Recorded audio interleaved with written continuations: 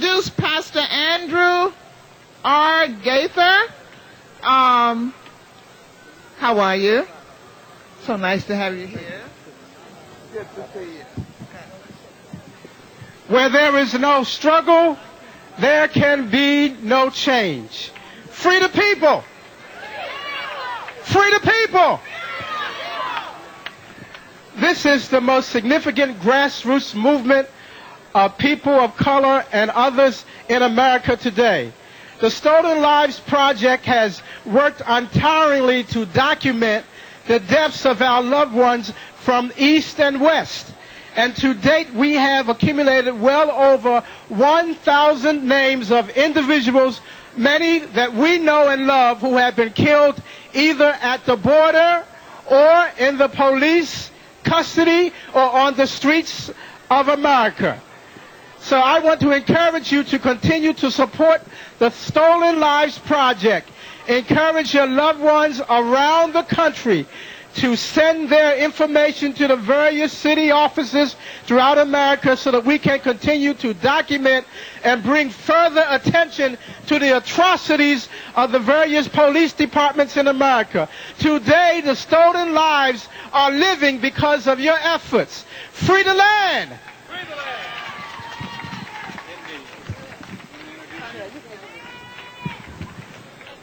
Our next speakers will be Lucia and Donna Diamondlly. Donna lost her son to police murder. She's here speaking as a mother and also speaking on behalf of other mothers and fathers and sons and daughters, brothers and sisters who have lost their loved ones to police violence. Give your hand and your love to this mother who lost her young son to police violence. Donna Diamondlly. Thank you.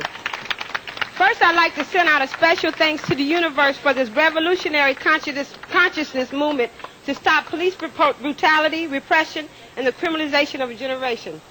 As a mother, there's a virtual reality I have to face every morning, and that's that I'll never see my son, Marc Fitzsimmons, again. I never thought I'd be here speaking about the murder of my son, Mark, by the LAPD Southwest Division. My son was reared to be a lover of God, family, friend, and neighbor. He was taught to respect law and authority. He was gifted and graduated from Fairfax High School with honors and was accepted to UCLA at the age of 15 years old. He had a great work ethic. However, in his early 20s, he was challenged with bipolar syndrome, a chemical imbalance in the brain which causes mood swings. Little today is known about this illness. This left him vulnerable. And on the morning of July 2nd, 1998, Mark left home around 9 a.m. to go to the Bank of America for me. Little did I know I would never see my son again.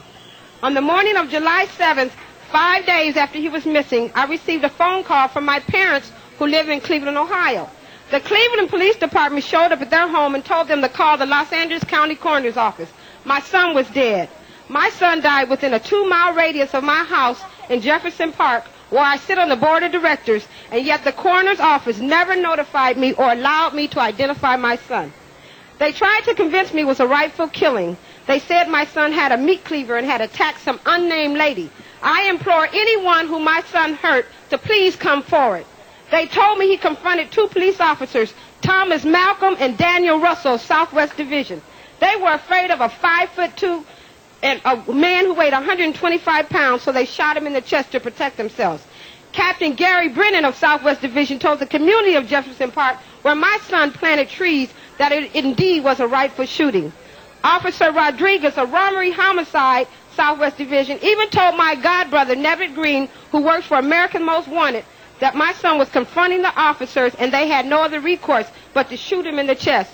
I never believed a word they said. How do you leave home, a law-abiding citizen, disappear for 5 days and then become criminalized? When I received the autopsy report, he was shot twice in the back. Not only was he shot twice in the back, but he was driven from Jefferson and 12th Avenue, handcuffed in the back of a police car to UCLA Medical Center. Yet they gave Robin Lloyd Starks, a reporter for the Sentinel, a timeline when the paramedics was called and arrived at the scene. They blatantly lied and deceived the community. What I'm trying to convey to you today is that we are in a state of emergency. If this happened to my son, I realize it's happening over and over again throughout the United States. It's impacting all our lives. Daily lives are being stolen. As my friend Joy Johnson says, it either paralyzes you or it galvanizes you. This incident enabled me to mobilize my efforts to campaign for public awareness of police brutality, repression, and the criminalization of a generation. As my father told me, you're either part of the solution or you're part of the problem. People do not always feel comfortable exercising their power of choice, but as we know, our not choosing is also a choice, and we are every bit as responsible for the results of our passivity as we are for the results of our deliberate choices. Throughout history, the really fundamental changes in society have not come from dictates of governments and the results of battles, but through vast numbers of people changing their minds, sometimes only a little bit by little bit.